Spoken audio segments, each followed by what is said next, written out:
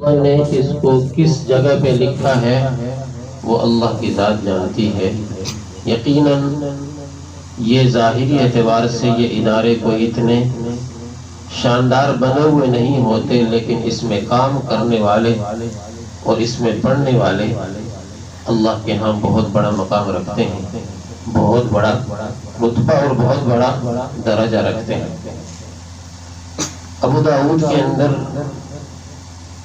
رسول اللہ صلی اللہ علیہ وسلم کی ایک مبارک حدیث ہے۔ ایک صحابی رسول حضرت ابو ذر غفاری رضی اللہ تعالیٰ عنہ آپ علیہ الصلوۃ والسلام سے عرض کرتے ہیں، یا رسول اللہ، الرجل یحب القوم، ایک شخص ہے جو ایسی قوم سے محبت رکھتا ہے کہ جو قوم تیرے ذکر میں مشغول ہے، جو قوم تیرے قرآن کی تلاوت میں مشغول ہے، جو قوم تیری نبی پاک صلی اللہ علیہ وسلم کی مبارک احادیث کے پڑھنے میں مشغول ہے، ولیکن لا یستطیع ان یعمل، لیکن وہ شخص اس بات کی طاقت نہیں رکھتا کہ وہ عمل کر سکے، اس کے اپنے دنیاوی مشاغل بھی ہیں، اس کے گھریلو مشاغل بھی ہیں، اس کے بہت سارے معمولات زندگی کے بہت سارے ہیں، لیکن وہ یہ کام نہیں کر سکتا۔ ان لوگوں سے محبت کرتا ہے جو لوگ اللہ کا قرآن پڑھتے ہیں، اللہ کے پیارے حبیب صلی اللہ علیہ وسلم کی مبارک احادیث پڑھتے ہیں اور اللہ کا ذکر کرتے ہیں، ان لوگوں سے وہ محبت کرتا ہے۔ اس کے بارے میں کیا حکم ہے، لیکن یہ شخص خود عمل نہیں کر پاتا۔ آپ علیہ الصلوۃ والسلام نے فرمایا، یا ابا ذر انک انت من احببت، آپ اگر ان سے محبت رکھتے ہیں تو آپ انہی میں سے ہیں۔ جو لوگ یہ ذکر کر رہے ہیں، اگر آپ ذکر نہیں کر رہے، آپ کی محبت ان لوگوں سے ہے۔ آپ ان لوگوں سے محبت کرتے ہیں جو قرآن کریم کی تلاوت کر رہے ہیں، اگرچہ آپ قرآن کی تلاوت نہیں کر رہے، یقیناً آپ کو پورا وہی اجر مل رہا ہے جو قرآن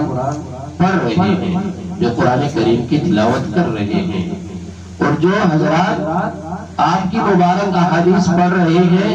یقیناً آپ علیہ الصلوۃ والسلام کی وہ مبارک احادیث ہیں، اور ان سے محبت کرنے والا آپ کی اس مبارک حدیث کے پیش نظر یقیناً یہ انسان بھی اسی طرح اجر رکھتا ہے جو اس حدیث مبارکہ کو پڑھنے والے ہیں۔ تو آپ اس علاقے کے اندر اگر اس ادارے سے محبت رکھتے ہیں، آپ اس ادارے کے اندر پڑھنے والوں سے محبت رکھتے ہیں، اس ادارے کے اندر پڑھانے والوں سے محبت رکھتے ہیں، اس ادارے کے ساتھ جس انداز کا بھی آپ کا محبت کا پہلو ہے، تعلق ہے، یقیناً آپ کو اتنا ہی اجر ملے گا جتنا یہاں پر بیٹھ کر پڑھانے والے کو مل رہا ہے، یہاں بیٹھ کر پڑھنے والے کو مل رہا ہے، یہاں بیٹھ کر ذکر کرنے والے کو مل رہا ہے، آپ کو بھی اتنا ہی اجر مل رہا ہے۔ اس لیے ہم ہمیشہ اس بات کا اہتمام کریں کہ اگر ہم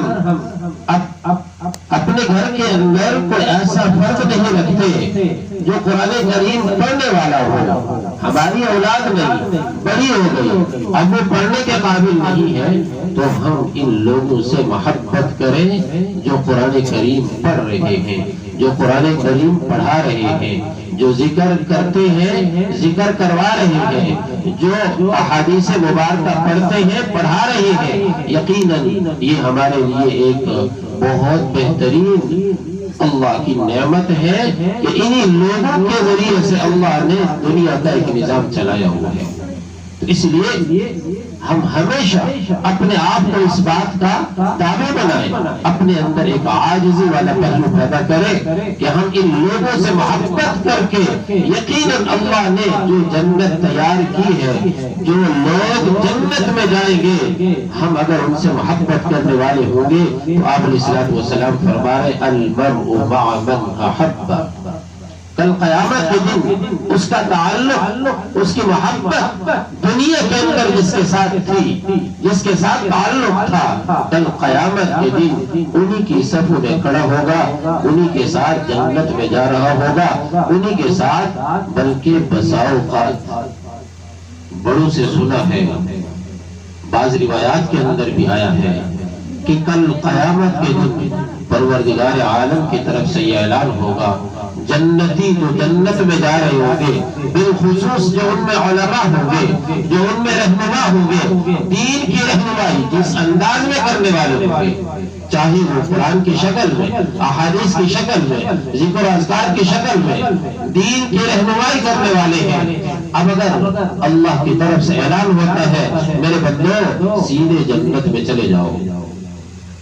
تو یہ علماء، یہ صلحاء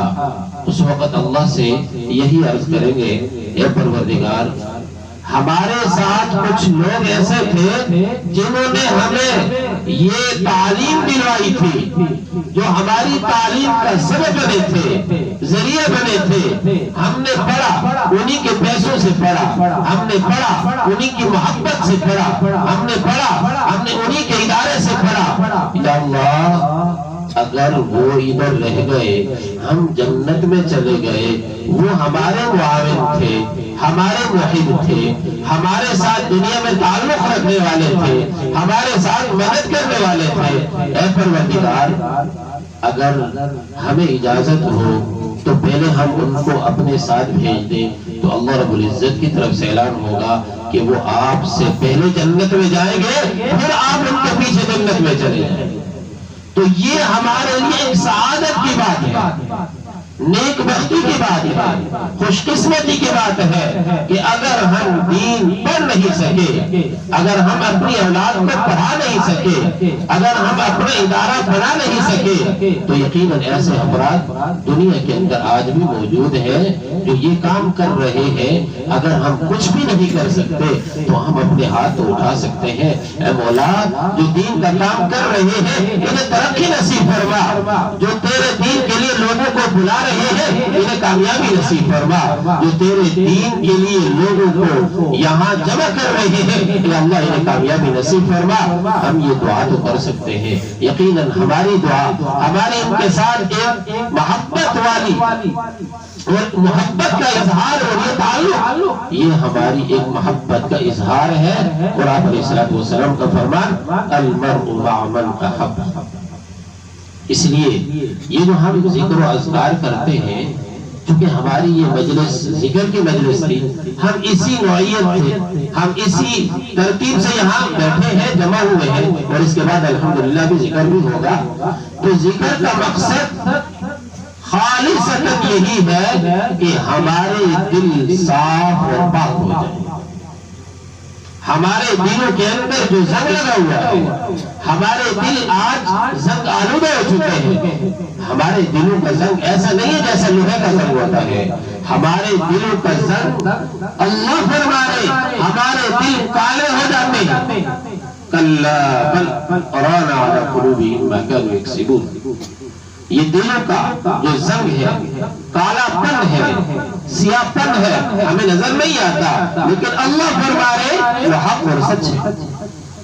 اور وہ دلوں کا زنگ اللہ کے ذکر سے ہی ختم ہوتا ہے، اللہ کی یاد سے ہی ختم ہوتا ہے، اور اللہ کی یاد کی یہی محافل، یہی مجالس جو جگہ جگہ مختلف مساجد میں،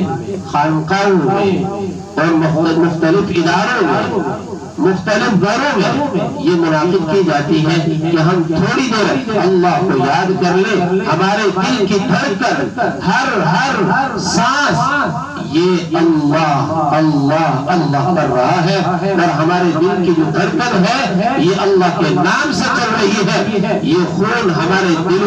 دل سے نکلنے والا خون ہمارے جسم میں جا رہا ہے، اللہ کے نام سے جا رہا ہے، ہمارا سارا جسم سراپا خیر اور سراپا ہدایت بن رہا ہے۔ اس لیے ہمارے دلوں کی یہ جو محنت ہے یہ اس لیے ضروری ہے کہ انسان کا کوئی بھی عمل ہے اس کا تعلق اور اس کی قیمت اس وقت بنتی ہے جب ہمارا دل صاف شفاف اور اللہ کی یاد کے ساتھ معمور ہوتا ہے، بھرا ہوا ہوتا ہے۔ اگر ہمارے دلوں میں زنگ ہوگا، ہمارے دلوں کے اندر گندگی بھری ہوگی، حسد بھرا ہوگا، کینہ بھرا ہوگا، عداوت بھری ہوگی، یہ ساری چیزیں بھری ہوگی، ہمارے دلوں سے خیر نہیں نکلے گی بلکہ ہمارے دلوں سے شر ہی نکلے گا۔ اس لیے ہمیشہ اللہ والوں کی یہی ترتیب رہی اور رہے گی کہ سب سے پہلے وہ دلوں پر محنت کرتے ہیں کہ ہمارا دل صاف ہو جائے۔ جیسے ہمارے گھروں کے اندر جو دودھ کا برتن ہوتا ہے اس برتن کو باہر سے اتنا زیادہ صاف نہیں کیا جاتا جتنا اس برتن کو اندر سے مانجا جاتا ہے۔ کیوں کہ اس برتن کے اندر اگر ہم نے دودھ ڈالا، اگر ذرہ برابر بھی اس کے اندر کوئی میل کچیل رہ گیا، اس کے اندر کوئی سابقہ دودھ رہ گیا تو یہ ہمارا سارا دودھ بگڑ جائے گا، خراب ہو جائے گا۔ ہمارے دلوں کے اندر اگر اسی طرح کی کوتاہی رہی، گندگی رہی، ہمارے دل زنگ آلود ہوئے تو یقیناً ہمارے دلوں کے اندر جو ہماری نیکیاں ہیں وہ اتنی وزنی نہیں ہوگی، اتنی قیمتی نہیں ہوگی، کیونکہ حضرت لاہوری رحمہ اللہ فرمایا کرتے تھے کہ یہ جو رسول اللہ صلی اللہ علیہ وسلم کا فرمان ہے، ان اللہ لا ينظر الى صورکم واموالکم ولکن ينظر الى قلوبکم واعمالکم۔ اللہ رب العزت سب سے پہلے انسان کے دل پر اپنی توجہ ڈالتے ہیں۔ اگر انسان کا دل مضبوط ہے، اللہ کے ساتھ تعلق والا ہے، صاف ہے، فرمایا اس کا چھوٹا سا عمل بھی بہت وزنی ہو جاتا ہے۔ اعمال کا وزن دل کی صفائی کے ساتھ ہے۔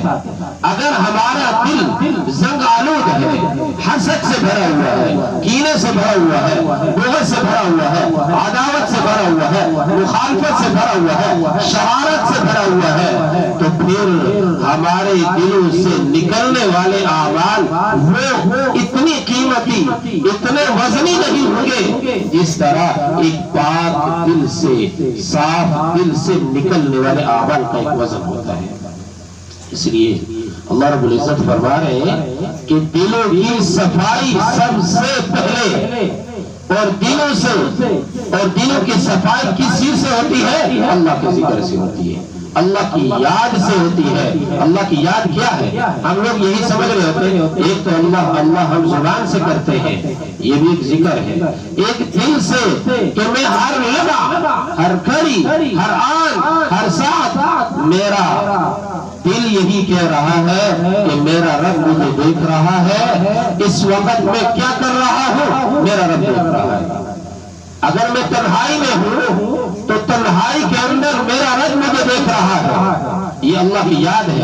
اگر سو رہا ہے تب بھی یہ ذکر میں ہے، اگر بیت الخلا میں ہے تب بھی اس کا دل اللہ کی یاد میں ہے، یہ ذکر میں ہے، یہ غفلت میں نہیں ہے۔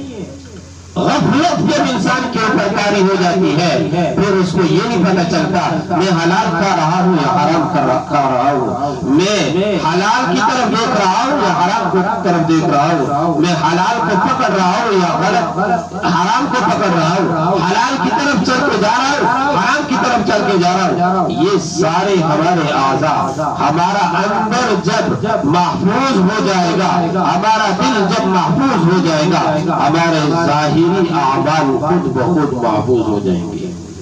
اگر ہمارا دل بگڑا ہوا ہے تو پھر یہ سارے اعمال بگڑ جائیں گے۔ ہم اپنے دلوں کی حفاظت، اپنے دلوں کی جو تر و تازگی ہے اللہ کی یاد سے، اللہ کے ذکر سے کیا کریں۔ اس لیے ہم ہر لمحہ ہر گھڑی اللہ کو یاد رکھیں کہ اللہ ہم سے ہمارے دلوں سے دور نہیں ہے، ہمارے ساتھ ہے، اللہ مجھے دیکھ رہا ہے اور ہر بات کو سن رہا ہے۔ ہم اگر کسی کی غیبت کرتے ہیں تو سمجھ لیں کہ اگر وہ غیبت جس کی جا رہی ہے نہیں سن رہا تو اس کا رب تو سن رہا ہے نا۔ جو رب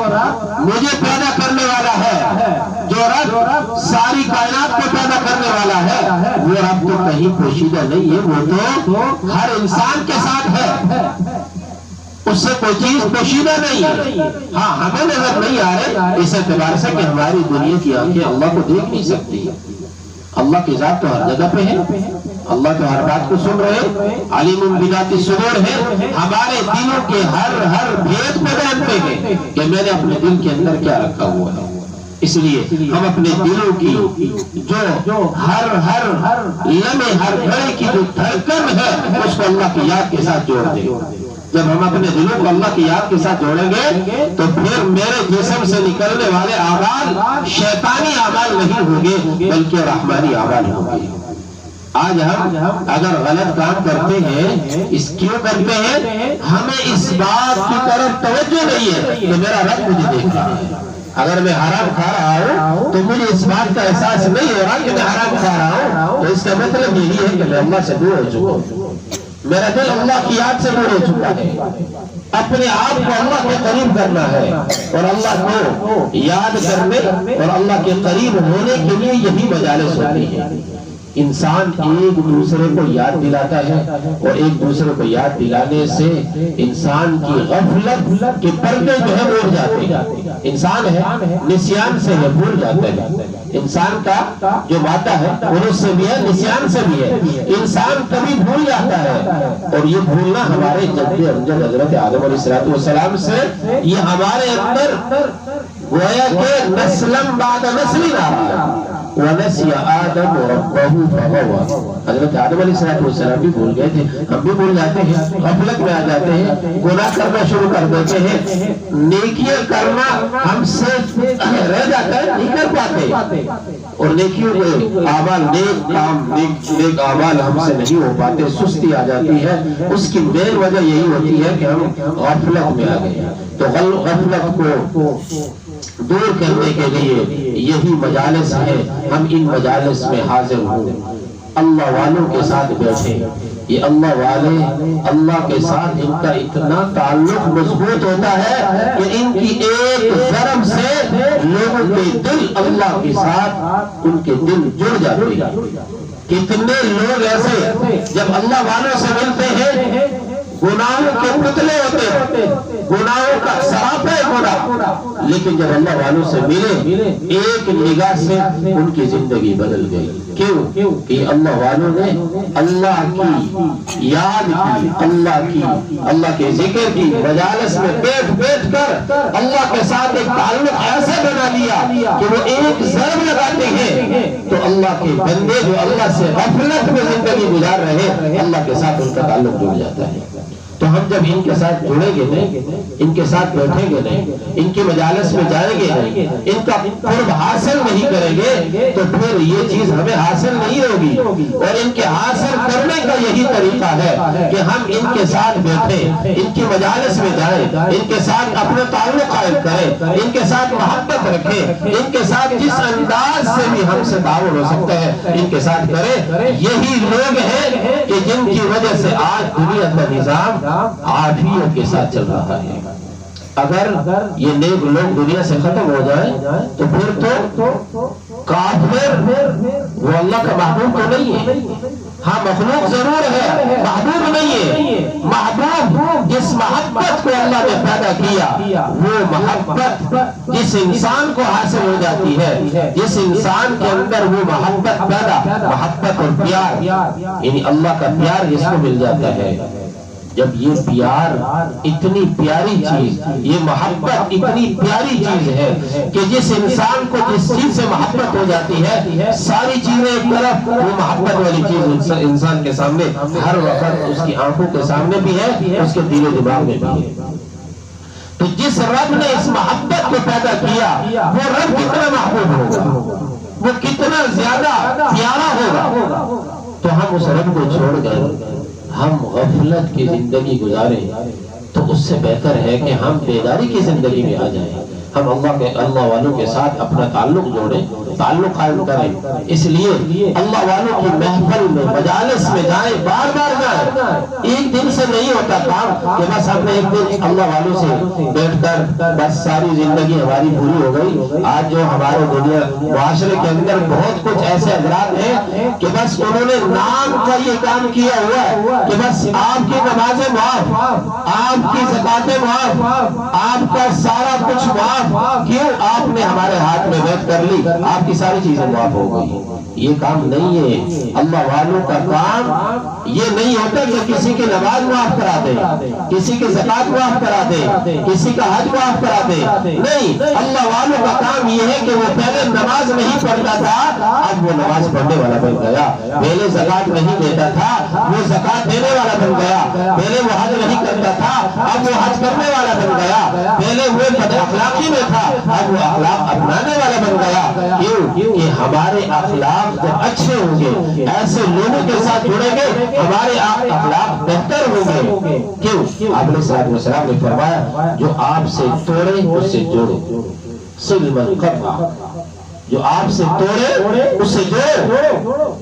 واعف عمن ظلم، جو آپ سے زیادتی کرے اس سے معاف کر دو۔ من حرم، فرمایا واعط من حرم، فرمایا جو آپ کو محروم کرے اسے عطا کرو۔ یہ اخلاق کے اعلیٰ درجے، اعلیٰ درجہ اخلاق کا یہی ہے کہ ہم سب کو معاف کر دیں۔ اللہ کے جتنے بندے ہیں، جس نے مجھ پر زیادتی کی میں نے اس کو معاف کر دیا، جس انسان نے میرے ساتھ قطع تعلق کیا میں نے اسے جوڑ لیا، جو انسان مجھے محروم کرنا چاہتا ہے میں اسے عطا کروں گا۔ اللہ رب العزت ایک مرتبہ قرآن کریم کی سورہ نور کی ایک آیت ہے، حضرت صدیق اکبر رضی اللہ تعالیٰ عنہ نے قسم کھا لی تھی کہ ان کے اپنے رشتہ دار، کیونکہ ایک تفصیل ہے، قسم کھا لی میں ان کے ساتھ دوبارہ تعاون نہیں کروں گا۔ اللہ کی طرف سے آسمان سے قرآن کریم کی آیت نازل ہوگی کہ کیا میرے بندے اللہ کے رحمت کو اپنے قریب نہیں کرنا چاہتے؟ حضرت صدیق اکبر رضی اللہ تعالیٰ عنہ جب وہ آیت سنی تو فوراً فرمانے لگے نہیں اب تو میں اس سے زیادہ دوں گا، جتنا پہلے دیتا تھا میں اس سے زیادہ دوں گا۔ اللہ نے کہہ دیا وَلَا يَأْتَلُ أُولُو الْفَضْلِ مِنْكُمْ وَالسَّعَةِ أَن يُؤْتُوا أُولِي الْقُرْبَى وَالْمَسَاكِينِ وَالْمُهَاجِرِينَ۔ یہ ساری تفصیل جو ہے حضرت صدیق اکبر رضی اللہ تعالیٰ عنہ کے لیے، اس کے بعد حضرت صدیق اکبر فرماتے ہیں اگرچہ مجھے ان سے تکلیف ہوئی تھی، پریشانی ہوئی تھی، اب میں ان کے ساتھ اس سے زیادہ کروں گا، کیوں کہ اللہ کا حکم آ گیا ہے۔ تو اس لیے ہمارا بھی یہی معاملہ ہونا چاہیے، ہمارے ساتھ اگر کوئی زیادتی کرتا ہے ہم اسے معاف کر دیں، ہمیں محروم کرنا چاہتا ہے وہ اسے دیں، ہمارے ساتھ قطع رحمی کرنا چاہتے ہیں ہم اس کے ساتھ جوڑیں۔ جب ہم یہ کام کریں گے تو پھر ہمارے سارے معمولات اللہ رب العزت اور زیادہ آگے بڑھانے کی ہمیں مزید ترقی نصیب فرمائیں گے، ہمارے معمولات میں اضافہ ہوگا، ہمارے کاموں میں برکت ہوگی، ہمارے گھروں میں برکت ہوگی، ہمارے مالوں میں برکت ہوگی، ہمارے خاندانوں میں ہماری نسلوں میں برکتیں چلیں گی، اس لیے کہ میں نے اپنے پیارے حبیب صلی اللہ علیہ وسلم کی سنت پر عمل کیا۔ جب انسان کوئی ہنر اختیار کرتا ہے تو اس ہنر والے سے دوسرے لوگ اس لیے محبت کرتے ہیں تو اس کے اندر یہ ہنر پایا جا رہا ہے، اور جس انسان نے اللہ کے نبی کی سنتوں سے محبت کی ہے اس سے اللہ رب العزت اسے اپنا محبوب بنا لیتے ہیں۔ ہم انسانوں کے محبوب بن جاتے ہیں کسی ہنر کی وجہ سے۔ اللہ فرما رہے جو بندہ میرے نبی کی سنتوں کو اپناتا ہے وہ میرا محبوب بن جاتا ہے، اسی لیے ہم اللہ کے محبوب بندے بن جائے کہ جن سے اللہ محبت رکھتا ہے۔ اس لیے ہمارے بہت سارے اللہ والے موت سے محبت رکھتے ہیں کہ ہمیں موت مل جائے، کیوں کہ موت سے کیا ملتا ہے؟ فرمائے موت کے اندر ملاقات ہے، موت کی نیم سے ملاقات ہے، ہم جب ادھر سے جائیں گے اپنے رب سے ملاقات ہو جائے گی۔ فرمائے میم کی موت کے بعد واو ہے، موت کے لفظ کے اندر اللہ نے وصل رکھا ہے کہ جب یہاں دنیا کا تعلق ختم ہوتا ہے اللہ کے ساتھ تعلق جڑ جاتا ہے۔ فرمایا موت کے اندر تا ہے اور تا یہ جنت والی ہے، جب اللہ کا نیک بندہ اللہ کی طرف رجوع کرتا ہے، اللہ کی طرف اللہ کے ساتھ ملاقات کرنے کا اشتیاق رکھتا ہے، شوق رکھتا ہے، فرمایا اس سے اللہ رب العزت جنت عطا فرما دیتے ہیں۔ اس لیے یہ موت ہمارے لیے رحمت ہوتی ہے۔ جو نیک بندے ہیں اللہ کے نیک بندوں کے ساتھ ہمیں تعلق رکھنا چاہیے، اور ہمارا یہ جو ابھی ذکر کا ایک چھوٹا سا، یعنی ہم اس کو یوں سمجھیں کہ یہ ہماری اصلاح کا ایک چھوٹا سا پروگرام ہے ہمارے نفس کا، کہ ہمارا نفس اللہ کے ساتھ جڑ جائے۔ اللہ رب العزت مجھے بھی، آپ کو، جتنے بھی ہمارے بھائی یہاں پہ تشریف فرما ہے، ان سب کو پوری جتنی بھی ہمارے اکابر کی، بڑوں کی جو برکات تھی ہم سب کو نصیب فرمائے، اور بالخصوص ہمارے حضرت شیخ عبدالکریم رحمہ اللہ تعالی رحمت واسعۃ و مغفرۃ کاملہ، کہ جن کا لگایا ہوا یہ ایک غنچہ اور یہ ایک باغیچہ ہے کہ جس کو اللہ رب العزت نے ایک اتنی ترقی نصیب فرما دی، اللہ اس کو قیامت تک جاری اور ساری فرمائے، اس کے فیض کو پوری دنیا کے لیے عام فرمائے۔ اور ہمارے ابھی حضرت عمر صاحب ذکر کی کچھ ذکر کروائیں گے، مراقبہ ہوگا، اس کے اندر ہم دل کے اوپر توجہ کر کے بیٹھ جائیں، آنکھیں بند کر کے، کہ میرا رب مجھے دیکھ رہا ہے اور میرا دل اللہ اللہ کر رہا ہے۔ انشاءاللہ اس سے ہمیں بڑا فائدہ ہوگا۔ اللہ مجھے بھی آپ کو، پوری امت مسلمہ کو اس پر عمل کرنے کی توفیق نصیب فرمائے۔ وآخر دعوانا